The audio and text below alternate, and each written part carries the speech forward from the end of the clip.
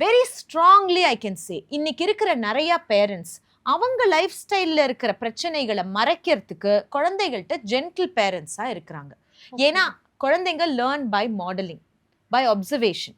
நம்ம என்ன சொல்கிறோம், ஃபோனையே பார்த்துக்கிட்டு இருக்காதன்னு குழந்தைக்கு சொல்லி கொடுக்குறோம். ஆனால் எங்கள் அம்மா உட்காந்து ஃபோனையே பார்த்துக்கிட்டு இருக்கு, அப்போ அதை மறைக்கிறதுக்கு நான் ஜென்டில் பேரண்ட்டாக இருக்கேன் அப்படின்னு சொல்லுது. அப்பா வந்து ட்ரிங்க் பண்ணுறாரு, அதை பற்றி அந்த குழந்தை கேட்கக்கூடாது அப்படிங்கிறதுக்காக அடுத்த நாள் கூட்டிகிட்டு போய் டாய்ஸாக வாங்கி கொடுக்குறாரு. Gentle parenting. அகேன், எதை நம்ம ஜென்டில் பேரண்டிங்னு அண்டர்ஸ்டாண்ட் பண்ணுறோம்? Parents are parents, you don't have to be friends. குழந்தைகளுக்கு ஃப்ரெண்ட்ஸ் நிறைய பேர் இருக்கிறாங்க.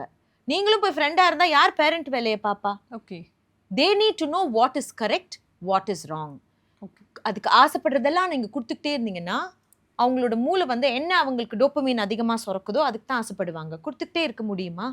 அது எப்போ அவங்களுக்கு அந்த ரியாலிட்டி ஹிட் ஆகும்னா அந்த குழந்தையோட அடாலசன்ஸில் கரெக்டாக ஒரு 12-13 வயசு ஆகும்போது ஐயோ விட்டுட்டோமே. என்கிட்ட கவுன்சிலிங்க்கு வர்றவங்களாமா என் குழந்தை இது பண்ணுது நிறைய அடிக்கிட்டே போவாங்க. இவ்வளோ பண்ணுறான், எனக்கு தாங்க முடியல, எனக்கு வளர்க்கவே முடியல டாக்டர்.